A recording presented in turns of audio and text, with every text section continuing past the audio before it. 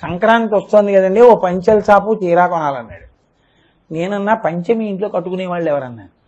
అయ్యో అలా అంటారు ఏంటి కోటేశ్వరారు, మా ఇంట్లో మా స్వామి అమ్మవారు ఉన్నారు కదా అన్నాడు. నేను తెల్లబోయా. స్వామి అమ్మవారు ఎవరయ్యా అన్నాను. మరి మా సింహాసనంలో మా స్వామివారు అమ్మవారు ఉన్నారు కదండి, పార్వతీ పరమేశ్వరులు. పండక్కి నేను కొనుక్కుని, మా ఆవిడ కొనుక్కుని, మా పిల్లలు కొనుక్కుని వాళ్ళని వదిలేనా? తల్లిదండ్రులు కదా, ముందు వాళ్ళకి కొని మేము కొనుక్కుంటాం అన్నాడు.